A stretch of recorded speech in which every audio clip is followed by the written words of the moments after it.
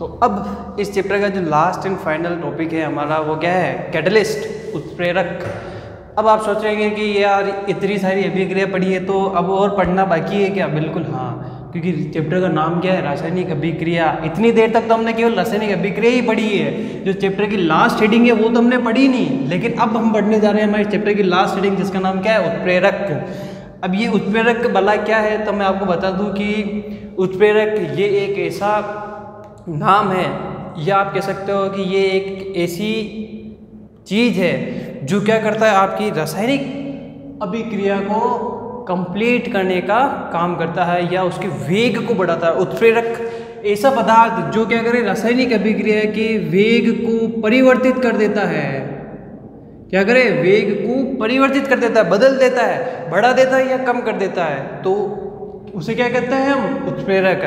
लेकिन ये रासायनिक अभिक्रिया में खुद कभी नहीं बदलता है, यानी कि ये स्वयं अपरिवर्तित रहता है, लेकिन अभिक्रिया के वेग को परिवर्तित कर देता है, तो उसे हम क्या कहते हैं, उत्प्रेरक। अब आप सोचेंगे कि उत्प्रेरक दिखता कैसा है, ये कोई चीज़ नहीं है ऐसी जो दिखती है, ये एक साधारण सा तत्व होता है, आपके सल्फर, फेरस, ये इस जैसा कोई तत्व होता है। जैसे मान लीजिए आपको अभिक्रिया करा रहे हो, आप चाहते हो कि उस अभिक्रिया को हम फटाफट कराना चाहें, तो दो अभिकारक के अलावा जब हम तीसरी चीज़ उसमें मिलाते हैं अभिक्रिया में, तो वो क्या होता है, हमारा उत्प्रेरक होता है। तो अब हम उत्प्रेरक के बारे में देखते हैं कि उत्प्रेरक की परिभाषा हम डिस्कस कर चुके हैं, तो उसकी अभिक्रिया कैसी होती है, तो हम उस अभिक्रिया को देखते हैं।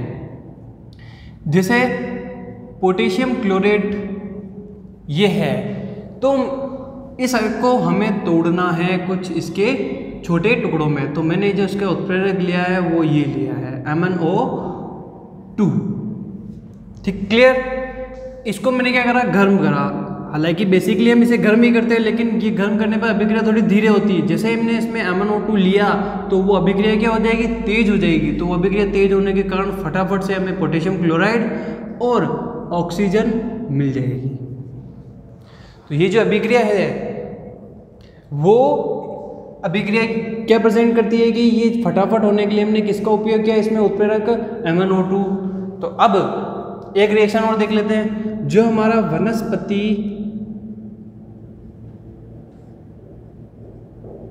तेल है, इसको जब वनस्पति घी में बदला जाता है तो हाइड्रोजन की अभिक्रिया कराई जाती है आपके निकल उत्प्रेरक की उपस्थिति में। निकल एक धातु होती है, उसकी उपस्थिति में इसकी अभिक्रिया कराई जाती है हाइड्रोजन के साथ, तो वनस्पति घी बनता है। वनस्पति घी को आपके डालडा घी का नाम दिया गया है। क्लियर। अब आपको ये समझ में आ गई होगी कि उत्प्रेरक होता क्या है, जो अभिक्रिया में अलग से उपयोग में लिया जाता है और हमेशा इसे तीर के ऊपर लिखा जाता है। इसके कुछ प्रकार होते हैं, तो उसके प्रकारों के बारे में हम डिस्कस करते हैं कि इसके कौन कौन से प्रकार होते हैं या क्या क्या होता है। सबसे पहले जो प्रकार आता है इसमें, वो आता है हमारे अवस्था के आधार पर।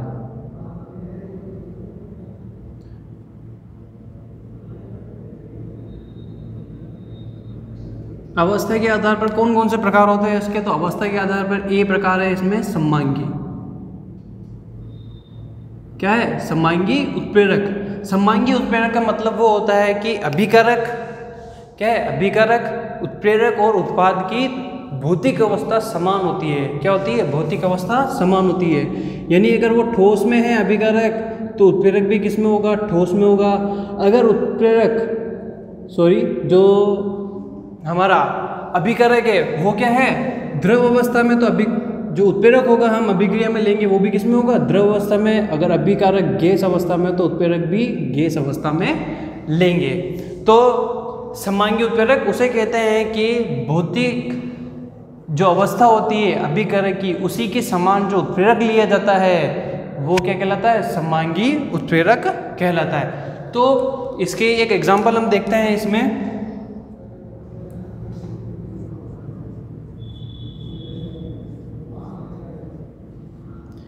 ये जो हमने लिया है, ये जो पदार्थ है, इसका नाम होता है मेथिल एसीटेट।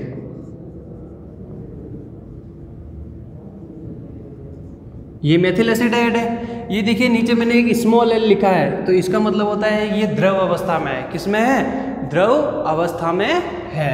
इसकी अभिक्रिया जैसे मैंने जल के साथ कराई, किसके साथ? जल के साथ। जल भी क्या होता है? लिक्विड होता है।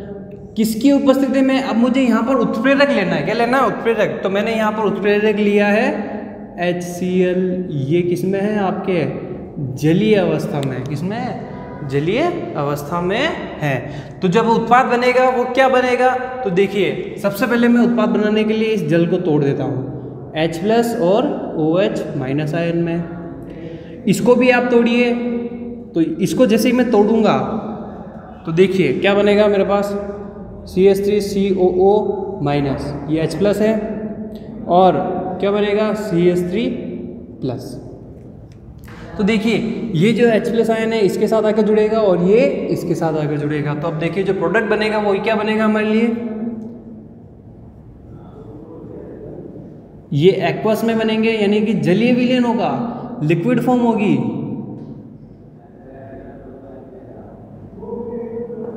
क्या होगी? लिक्विड फॉर्म होगी। तो देखिए यहाँ पर जो भौतिक अवस्था है वो सभी की समान है। क्या है? सभी की समान है। अब आप सोच रहे होंगे कि यार ये यहाँ मैंने AQ क्यों लिखा? AQ का मतलब होता है आपके जलीय विलयन। क्या होता है? जलीय विलयन। जलीय विलयन का मतलब ही होता है कि वो लिक्विड अवस्था में है। क्या है? लिक्विड अवस्था में है। एक उदाहरण और देखिए इसका, SO2 यानी कि सल्फर डाइऑक्साइड जो गैस होती है आपकी, इसकी अभिक्रिया कराई मैंने किसके साथ? ऑक्सीजन गैस के साथ। अब किसकी उपस्थिति में? मुझे उत्प्रेरक भी लेना है यहाँ पर, तो मैंने यहाँ पर लिया है NO यानी नाइट्रोजन मोनोऑक्साइड गैस। तो जो उत्पाद मिलेगा मुझे वो क्या मिलेगा?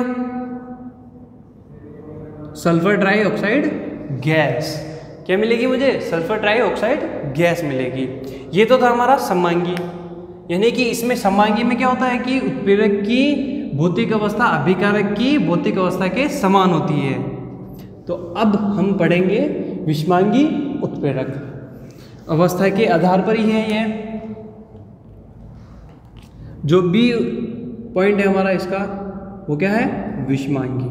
यानी विषमांगी उत्प्रेरक, इसमें क्या होता है कि अभिकारक की जो भौतिक अवस्था होती है और उत्प्रेरक की भौतिक अवस्था होती है, जो कि ठोस, द्रव और गैस, ये तीनों अवस्थाएं हैं, उनसे भिन्न होता है।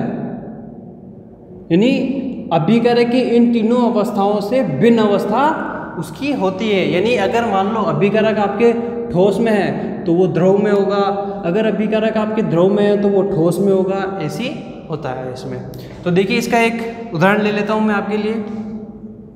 नाइट्रोजन गैस की अभिक्रिया कराई मैंने हाइड्रोजन के साथ। तो जो इसमें मैं अभिकारक लूँगा वो मैंने लिया फेरस, और ये फेरस धातु है तो इसलिए सॉलिड है, और ये दोनों किस में है? गैसीय अवस्था में है। और जो उत्पाद मिलेगा अमोनिया, वो किस में होगा? गैसीय अवस्था में होता है, क्योंकि अमोनिया गैस होती है।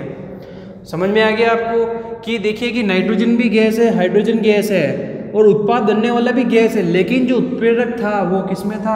ठोस अवस्था में था। किसमें था? ठोस अवस्था में। इस स्मॉल इसका मतलब होता है ठोस अवस्था। अब ये तो था हमारे अवस्था के आधार पर। अब होता है हमारे क्रिया के आधार पर। क्या होता है कि क्रिया के आधार पर कैसे उत्प्रेरक होते हैं।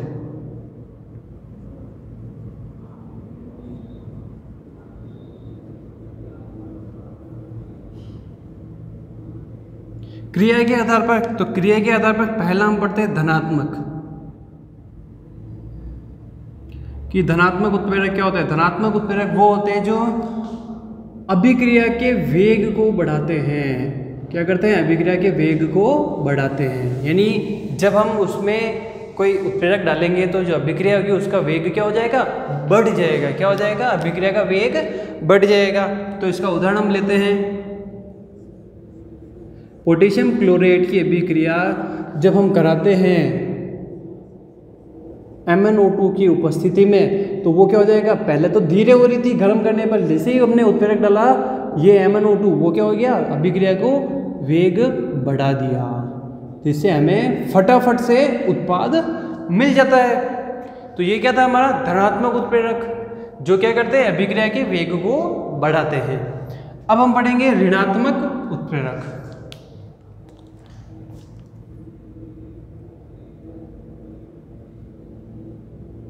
ऋणात्मक उत्प्रेरक क्या करते हैं? अभिक्रिया के वेग को कम करते हैं, अभिक्रिया के वेग को कम करते हैं। यानी ऐसे उत्प्रेरक जो क्या करें, आपके अभिक्रिया के वेग को कम कर देते हैं। तो इसका उदाहरण लेता हूं मैं आपके लिए। ये जो अभिकारक लिया है इसे कहते हैं हम हाइड्रोजन परऑक्साइड।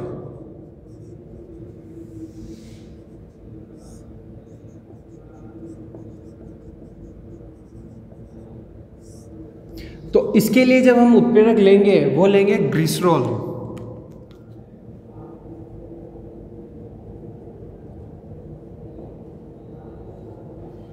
क्या लिया हमने? ग्लिसरॉल। तो ग्लिसरॉल जैसे हमने इसमें लिया तो हमारा जो उत्पाद होगा वो किसे पता चलेगा? वो ये होगा। तो देखिए इसमें जल और ऑक्सीजन बना, तो ग्लिसरॉल जैसे हम परऑक्साइड में मिलेंगे तो अभिक्रिया का वेग क्या हो जाएगा? कम हो जाएगा। तो आपको समझ में आ गया कि जो उत्प्रेरक था वो क्या था? हमारा ऋणात्मक उत्प्रेरक था। एक अभिक्रिया और लेना चाहूंगा मैं यहाँ पर आपके लिए। जैसे क्लोरोफॉर्म है आपका, इसे हम क्लोरोफॉर्म कहते हैं। ये क्लोरोफॉर्म वही है जिससे आपके किसी को बेहोश किया जाता है। क्या किया जाता है? बेहोश किया जाता है। तो इसकी अभिक्रिया मैं ऑक्सीजन के साथ करा रहा हूँ। अब मुझे यहाँ पर उत्प्रेरक चाहिए। क्या चाहिए? उत्प्रेरक। तो मैंने यहाँ पर ले लिया अल्कोहल। क्या लिया मैंने? अल्कोहल लिया। जैसे मैंने यहाँ पर अल्कोहल लिया तो मुझे यहाँ पर क्या मिलेगा? हमारा ये प्रोडक्ट। और ये अभिक्रिया क्या होगी? बहुत धीरे अभिक्रिया होगी। क्या होगी? बहुत धीरे अभिक्रिया होगी। अब इसको थोड़ा बैलेंस कर लेते हैं साथ के साथ। तो देखिए ये क्लोरोफॉर्म की अभिक्रिया जब मैंने ऑक्सीजन के साथ करी, किसकी उपस्थिति में? C2H5OH यानी कि एथेनॉल, अल्कोहल की उपस्थिति में जो मुझे उत्पाद मिला वो मिला हमें फॉस्जीन। और ये जो फॉस्जीन है इसी अभिक्रिया के द्वारा प्राप्त होता है। फॉस्जीन एक गैस होती है आपके। अब हम पढ़ेंगे हमारे कुछ अलग वाले उत्प्रेरक, जैसे कि स्वतः उत्प्रेरक, जो हमारा इसका तीसरा पॉइंट होगा। स्वतः उत्प्रेरक वो होता है जो खुद ही उत्प्रेरक का काम करता हो, यानी जो उत्पाद में बनने वाला पदार्थ होता है वो क्या होता है? खुद ही एक उत्प्रेरक के रूप में कार्य करता है। इसका सबसे बेस्ट एग्जाम्पल माना गया है अभी आपके सिलेबस में, वो ये है कि एथिल एसीटेट की जब अभिक्रिया आपके वाटर के साथ कराई जाती है। किसके साथ? वाटर के साथ। तो इस अभिक्रिया में जो उत्प्रेरक होगा वो क्या होगा? आपका खुद एसिटिक एसिड होगा। और जो अगला उत्पाद बनेगा वो क्या होगा? C2H5OH अल्कोहल होगा। यानी कि देखिए यहाँ पर ये जो था हमारा एथिल एसीटेट को जब मैंने जल से अभिक्रिया कराई तो उत्पाद में बनने वाला एसिटिक एसिड ये एक स्वतः उत्प्रेरक होता है, क्योंकि ये भी एक उत्प्रेरक का काम करता है। जब भी अभिक्रिया, जैसे ही अभिक्रिया होती है उस अभिक्रिया में थोड़ी सी मात्रा इस एसिटिक एसिड की बनने लगती है तो वो स्वतः उत्प्रेरक का काम करके फटाफट से रिएक्शन कराने लग जाता है और एथेनॉल भी बना देता है। तो ये जो अभिक्रिया थी वो क्या थी? स्वतः उत्प्रेरक की थी। अब जो आता है अगला उत्प्रेरक हमारे लिए वो होता है जैविक उत्प्रेरक, यानी जे उत्प्रेरक, जिसके अंदर आपके एंजाइम्स आते हैं। क्या आते हैं? आपके एंजाइम्स, जो उसे हम क्या कहते हैं? जे उत्प्रेरक। जो डी पॉइंट होगा हमारा वो क्या होगा? जे उत्प्रेरक। यानी ऐसे उत्प्रेरक जिसके अंदर एंजाइम्स का उपयोग किया जाता है। किसका उपयोग किया जाता है? एंजाइम्स का उपयोग किया जाता है। तो अब देखिए ये मैंने लिया यूरिया।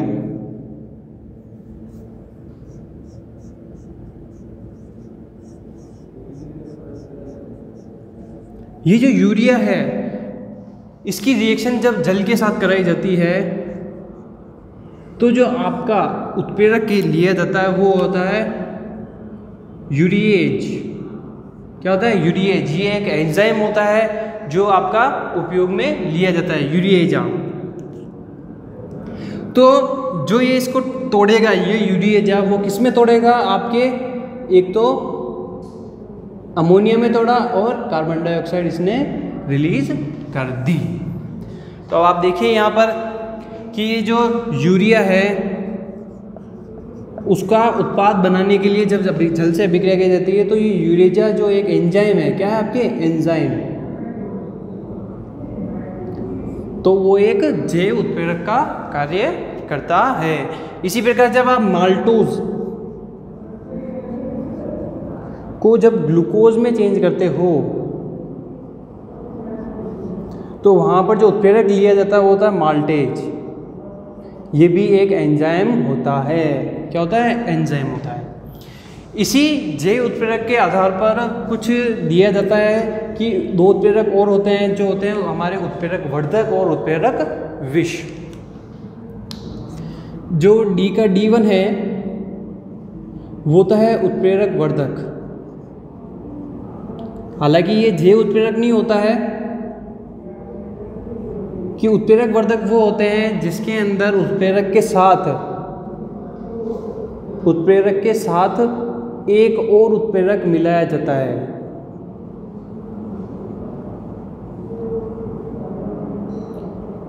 क्या किया जाता है, किसी अभिक्रिया में उपस्थित उत्प्रेरक के साथ एक उत्प्रेरक और मिलाया जाता है जिसका वेग, जिससे क्या होता है कि अभिक्रिया का जो वेग होता है वो बढ़ जाता है, उसके वेग में वृद्धि हो जाती है। क्या हो जाती है, वृद्धि हो जाती है, यानी वो अभिक्रिया और जल्दी होने लग जाती है।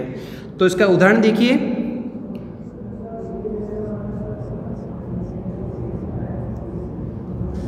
इस अभिक्रिया में मैंने लिया फेरस के साथ मैंने यहाँ पर मोलिब्डेनम जो धातु है वो और मिला दी। तो ये अभिक्रिया पहले मान लो 2 मिनट में होनी थी, तो ये फटाफट से 30 सेकंड में होकर खत्म हो जाएगी, क्योंकि ये जो मोलिब्डेनम था उसने अभिक्रिया के वेग में और दुगनी वृद्धि कर दी, दुगनी तिगनी वृद्धि कर देगा। और एक होता है हमारा उत्प्रेरक विष।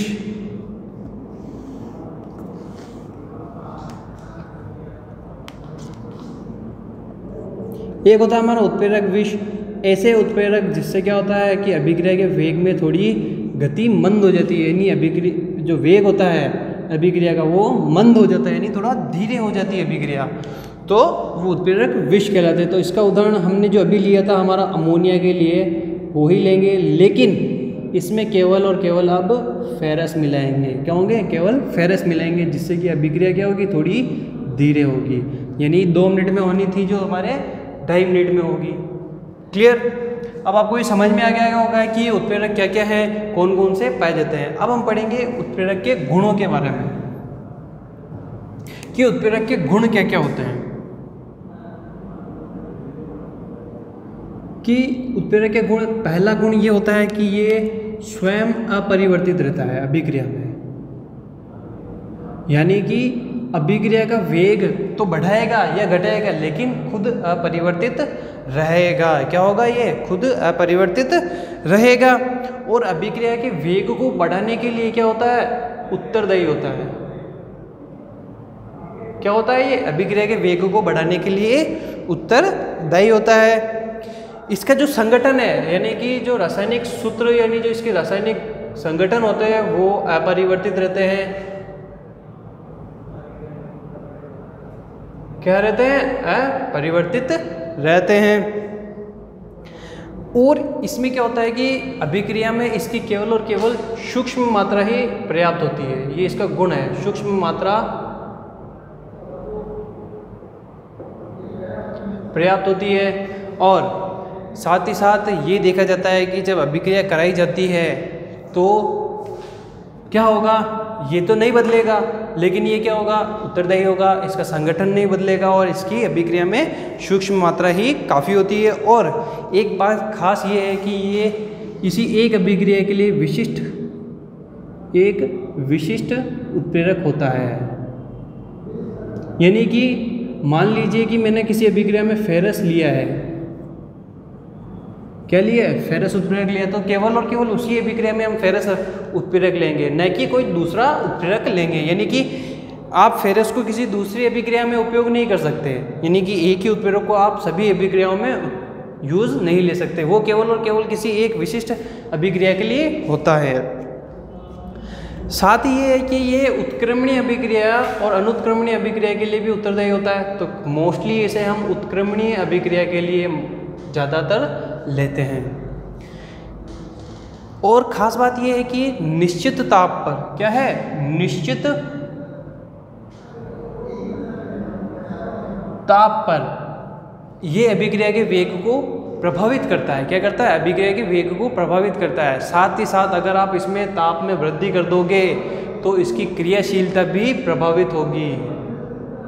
क्या होगी? क्रियाशीलता भी प्रभावित होगी। अब आप सोचेंगे कि यार उत्प्रेरक इतना टफ है, हार्ड है, मुझे कैसे याद हुआ? तो बच्चों सीधी सीधी बात है, अगर आप इस चैप्टर को डेली रीड करोगे, इसके रिएक्शंस को डेली पढ़ोगे और इसे घोट के पीजोगे तो ये चैप्टर आपको बहुत अच्छे से याद रहेगा। ये चैप्टर 3 मार्क्स का है। इस चैप्टर से 3 मार्क्स से बनने वाले क्वेश्चन आपके बहुत ही ज़्यादा हैं। तो ये चैप्टर आपको बहुत ढंग से पढ़ना होगा। मैं पहले ही बोल देता हूँ, ये जो 3 मार्क्स का चैप्टर आपके बोर्ड में, इसमें उत्प्रेरक का क्वेश्चन आपके छप चुका है। तो इस उत्प्रेरक को आप बड़ी सावधानी से, बड़े ध्यानपूर्वक जरूर पढ़ें। अगर इस वीडियो से या इस चैप्टर से आपकी कोई भी क्वेरी है तो आप हमें व्हाट्सअप कर सकते हो और चैप्टर का नाम लिखकर हमें पूछें कि इस चैप्टर से हमारे पास ये क्वेरी है। अगर आपके इस चैप्टर के नोट्स भी चाहिए, अवेलेबल कराने हैं आपको, तो आप हमें व्हाट्सएप पर मैसेज कर सकते हो। और अगर अब तक आपने हमारे चैनल को सब्सक्राइब नहीं किया है तो सब्सक्राइब कीजिए और हमारे वीडियो को लाइक, शेयर और कमेंट कीजिए कि बताइए कि इस वीडियो में क्या, किस चीज़ का अभाव है या किस चीज़ की कमी है, वो ज़रूर बताइए। धन्यवाद।